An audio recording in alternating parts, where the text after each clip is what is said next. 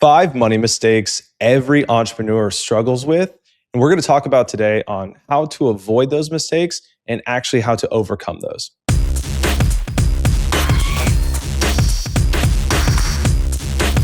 Welcome in. This is The Wealthy Life. Glad to have you with us again. I'm Ben George with Harrison Quinn of HDQ Wealth. And Harrison, you're an entrepreneur yourself, so obviously you can speak to this, but you also work with people every day that are entrepreneurs, successful business owners, right? But look, even if you are a successful business owner, it's still tough to manage the money side of things. And there's a lot of financial mistakes that happen day to day. Yeah. So, the best part about what we do is getting the opportunity to work with incredible people at every stage of life. But the most fun are sometimes the most difficult. And those are largely business owners and entrepreneurs because they're typically and traditionally incredibly good at that one thing or whatever makes their business awesome. But they're not traditionally the best with personal financial planning, looking at their own, success when it comes to managing their finances, because a large portion of entrepreneurs are first generation business owners and entrepreneurs, and they're typically betting the farm, right? So like they're risking it all. They're cashing out their 401k if they ever had one, and they're betting on themselves. And the truth is, they're going to get the best ROI doing that. But what we see every day is that even successful business owners and entrepreneurs, it's really hard to shake those money mistakes that they have grown accustomed to. And even as they rise onto those, multi-million dollar businesses, and then eventually too, whether you end up selling, exiting, or transferring that business down. Yeah, I think what's important too is, as an entrepreneur that's having success, you want to get the most out of your business, right? You want to be able to keep the most money that you've worked so hard for because you're pouring a ton of time and energy into it. You understand that. And hey, we want to make sure you're getting the most out of it. So these are 5 mistakes that Harrison has seen from people that he works with there at HDQ Wealth. We're going to try to present them to you today to help you kind of better understand them. But as he pointed out early, help you avoid them as well. So let's start mistake number 1, Harrison. Taxes. Let's start taxes, right? Most business owners and entrepreneurs don't have a real tax strategy, do they? Yeah. And it's everyone's favorite conversation. We're starting the new year and everyone thinks it's far, far away because we just spent our whole December working on trying to mitigate taxes or buying that big SUV or that truck to have that last minute deduction. And there's, 100 different ways you can plan for taxes and set that up to, lower your overall taxable load and taxable income. But the number one most successful piece of advice that we can give, and any good CPA or accountant is also going to give, is tax planning is all year long, right? It's not just prepping for March or April or October if you're filing, for an extension, or end of the year in December. Like, it is all year long. And so January 1 rolls around, like that taxes need to be, top of mind. And so having a tax strategy and a tax strategy team, working together with you and your business and understanding obviously cash flow and what you need to run and operate the business, but what you can do throughout the year to mitigate those taxes so that when, actual tax season comes around, you're not, fighting with your accountant on those last minute deductions. And I believe, I'm not a CPA, thank goodness, but every good CPA out there, an accounting firm, will thank me for sharing the advice that, tax season is all year long. And if you can have a good plan, if you can set it out and you can work with your financial team, it will set you up for not only paying less in taxes overall, but it'll make that whole process like very smooth and very efficient. And that you're not running around trying to do those last minute items. Yeah, efficiency is hard to find with taxes and the IRS. So when you have a good financial team, that does help you out, which what HDQ Wealth does with their clients all the time as part of that process. So a good mistake to kind of begin with and start off with because it's so important. It can save you a lot of money over time. Mistake 2, Harrison. A lot of business owners pour all they have into the business, right? It's the asset. It is the main asset. And for a lot of people, it's the only asset. This is one that pulls on the heartstrings for a lot of business owners and entrepreneurs. And, if you're watching and you're listening, you understand this. And at every stage, you can be a small business, a medium-sized business, or an incredibly large business. You look at the billionaires out there, like their largest asset is still their business. And the reason why this contradicts with like traditional financial planning is you're going to go to most firms and you're going to say, hey, this is my net worth and it's all tied up in my business. And, many advisors are going to like pull their hair out and say, oh my goodness, like you're not properly diversified. Where are your mutual funds? Why are you not in investment grade bonds? But the reality is like that is their asset, but it's more than that. It's their income, it's their retirement plan, it's largely their total net worth. And that's why unique planning has to come around business owners, whether you're trying to grow it, whether you're trying to sell it, whether you're trying to transfer it to the next generation. You have to come with a different, purview that makes more sense to understand and then financially plan. Where, think about it with a personal home. Like most people who work a W-2 job their entire lives, they're clipping their salary, they're saving into their 401k, they have their own investment accounts and things like that. And they also own their personal home. Well, typically 80% of their net worth, hopefully, is going to be into their investment accounts, public stocks, equities, mutual funds, bonds, all those things.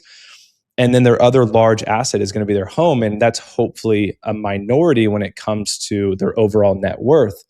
And that's flipped for a lot of business owners to where 80% of their net worth, largely, if not more, is going to be made up of their business.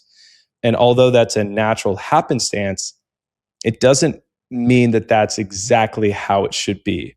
But instead of trying to force a business owner to flip it and say, you should be maxing out your qualified investment accounts and try to beat the net worth of your business, it's to just make sure you can diversify as much as you can. And a lot of people who are business owners and people who own a lot of real estate, they throw the baby out with the bathwater. They say, oh, well, this is my largest asset, so that's going to be my all in all. That's going to be my retirement plan, my large asset, my income producer, all those things. And what everyone can know and understand and probably agree upon is not having diversification opens you up to risk, right? So if your business is maybe not making the money it should be, or if it's specific in an industry that's affected over here, having that diversification of your assets and that allocation and actually where the location is held in each of those assets is incredibly important when you're talking about growing your net worth. And then also when you get into retirement. And, a big thing there too is many entrepreneurs and many business owners, are never going to retire. And so you have to reframe that question about not when are you going to retire, but largely when we speak with our business owner clients is when do you want to no longer trade your time for money? And that's a lot better question to ask a business owner because they know that most of the time when they're running their business, they are actively running their business and they're generating their own income. And whether that's salary or K1 distributions, they're generating their own income. And so to ask a business owner and say, hey, when do you want to be able to step away? And maybe that business is making that money the same way. Maybe they're making a little bit less because they hired a president to run the company or whatever it may be. But having that diversification in different investment accounts that are growing without you participating and having that compound interest that's really serving you in your overall financial plan, it's not going to be like everyone else. It's going to look different, but that doesn't mean you can negate and ignore that category completely because it does become a really incredible supplement for cash flow, for successful retirement, and then largely liquidity, right? Because most businesses, for the private businesses, are not the most liquid things in the entire world. And so having cash, having liquidity, and having something that's growing when you're not having to manage it can really be a powerful, powerful piece in addition to a business owner's financial plan. Yeah, that diversification is always key across the board, right? Especially here. And I think for a lot of business owners, is probably the succession planning is not easy, right? And I think a lot of them maybe overvalue their business a lot of times, or maybe it's more difficult to sell a business than they anticipated. So having that diversification can come in handy here. Absolutely. All right. Mistake number 3. So good businesses continue to grow revenue, build, grow, expand. Well, the problem that comes along with that is that lifestyle creep, right? This happens to employees as well as entrepreneurs, but this can be a big problem for people that have that lifestyle creep while also maintaining the business, can it? Absolutely. And like you said, it's true for everyone. And sometimes it's easier for a traditional W-2 employee to manage their income because they're getting that 3% raise with inflation, or they know that once they hit that 5-year mark, they're getting that 5% or 10%, or they're switching jobs and they can really plan. And this is an advantage of being an employee. Everyone wants to over sensationalize being a business owner, but that's the best part about one of the best parts about being an employee is predictable income and future growth. And so you can understand that now I can own this type of car and this type of home, and I can save and invest this type an amount for the future. But a lot of people, they get their 10% raise, they spend 10% more. And so you're not really elevating your future you, you're elevating your current you. You're buying that nicer car, that nicer thing, and you're not setting yourself up for a better future. And the biggest difference between an employee and a business owner is it's a much more difficult to track, but sometimes your tracking is completely incorrect. So you could sign a huge new client for your software company and it triples the revenue of your business, but what does that bottom line actually add to you, the business owner? Because you're having to hire new staff, you're having to, increase X, Y, and Z, CapEx for growing the business. And is it actually 3X, your bottom line? And the reality is it's probably not. And so it's really important to manage and dial in personal spending as it goes with business owner spending and capital expenditures when you're trying to scale appropriately. And then on the business owner side too, it's hiring before you can afford it, getting that office space before you really need it. And that's where the lifestyle creep too, and happens with business owners. And then it runs back into the same thing on the personal side, to where you're really growing your income, you're growing your revenue, but then you're also growing your expenses. And the worst part too is then you're not increasing your savings. And that's how, the best way to manage it, and where I kind of call the reverse budget, to where if you get a 10% raise and you know that you're traditionally saving 25% for future you take that 25% of your new raise and then you pull it away, you increase your 401k contributions, you increase your IRAs and your total savings for future you first. And then what you're left over, then you can kind of get the new car, you can spend more money, take an extra vacation. But if you don't treat it more with that reverse budget mentality, it's really hard to get out from under that lifestyle creep. And that really, really can erode savings. But then also, having more is not equate to happiness. And that's what we talk about here in the Wealthy Life. Like, it's not just making more money or having more money. It's what really serves you from a financial standpoint. But then how does that, translate to your own life? And how do you benefit mostly from what you're spending more on, and the enjoyment and fulfillment you get from that? Yeah, that's so true. It's not just about the money. It is okay to spend probably a little bit too, right? If you are doing well, it's okay to spend some, but having that framework in place to make sure you're protecting your future is so important. All right, that's Yeah. mistake 3. Mistake 4, Harrison, for business owners, a lot of times we get them in trouble is not being proactive. You're always need to be thinking ahead, and course correcting too late, it can be a big mistake from a financial standpoint. Well, Ben, as you know, we were talking about it right before this. The craziness that's this year in January has already brought on, and that's the struggle and the fun of being an entrepreneur and a business owner is there's always the unknown around the corner, and you're managing, kind of wearing multiple hats, kind of regardless as big as you get. But not being proactive with planning is really, really detrimental to the current and future success of the business and you as an individual, because you're having to think about both pieces, and really that's a challenge in itself. So you're bifurcating the attention and saying, hey, I want to make sure the business is growing, it's sustainable, it's getting the right funding and attention that it needs, but then also, am I maxing out my IRA? Do I have proper life insurance in place for my family? Am I, managing my personal taxes and getting these things filed on time? Like, they seem so nominal when you're running a business, because in comparison, it does pale, right? Like it's not a big deal when you're running a multi-million-dollar business and all these things are the focus. I had a conversation a handful of years ago with a young gentleman who was planning to sell a company in the $100 million range down the road. And we started doing the most basic, simple financial planning, maxing out a Roth IRA, term life insurance, like setting up a budget. And he was kind of laughing at me. He's like, well, this is the projection. Like, why are we even messing with these things? And a couple things are true at once. And the most important part is we don't know what the future holds. And so therefore, if we can set up things that will almost guarantee a minimum level of success and net worth, and I called it the stay rich money. You know that if you put this amount of money away for 30 years, you're going to have X amount of $1 million of potentially tax-free money, like worst case scenario, right? And so that's the kind of future you stay rich money and bucket. And the second thing too is like you're not going to automatically become good at managing your personal money when you get a massive windfall. And if anything, if you're not have been practicing with good practices, it's not going to make any sense. And there's a much larger chance you're going to make bad decisions with $100,000 if you did with $100 million.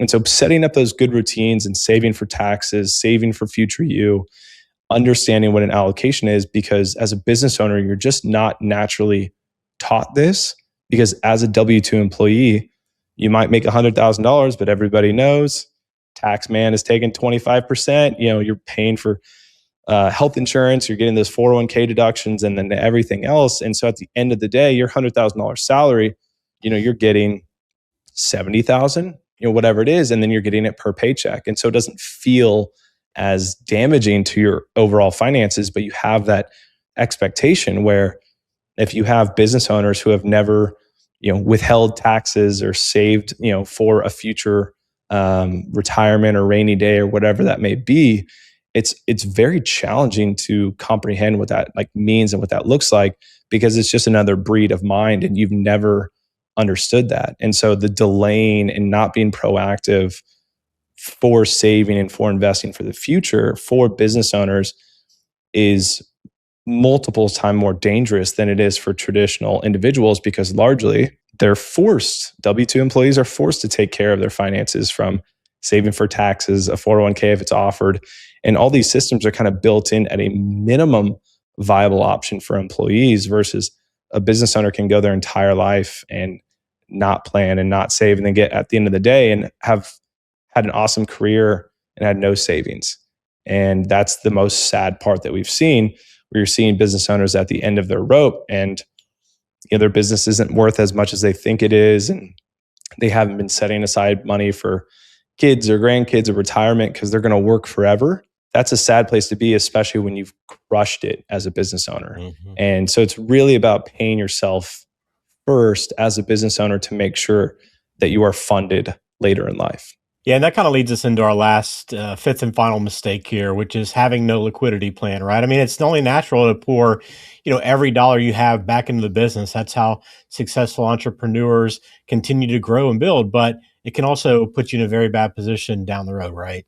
100%. And not to throw family and friends under the bus, but just this last week, I heard the same thing. It's like, well, if I gave you $100,000, I could double that because of X, Y, and Z I'm going to do with my business. And something that if I could grab every business owner and entrepreneur's face, I would do it. And I would just say, that's not future you money. Your job is to make money. That's not investing. Your job is to generate income for the business. That is your role. That is what you are hired to do. The difference is you hired yourself to do it, but that's your W-2 income. Taking that money and growing it and making it more money, that's the business. That's not investing. That's not retirement. And that's not future you. And of course, you're growing the asset that is the business, but that's also 9 times out of 10, not the retirement plan, right? And a lot of real estate investors feel the same way. I own $20 million of real estate. That's my retirement plan. And if you talk to any financial professional, any investment professional, analyst, portfolio builder, the one thing they'll say is, what? Seems like you're over-indexed or over-allocated in one asset group, right? It's saying like, oh, I own all Apple, no dog at Apple. But like my retirement's 100% Apple and that's what I'm going to do. And then you retire in a down year for Apple, and now your 100% of your retire investment account is in Apple and it's down 35%. So 100% of your retirement is down 30%. It's like trying to retire in 2008 and having too much into the stock market or too much into real estate. Like that doesn't quite seem like it's the most advantageous from a allocation and diversification standpoint.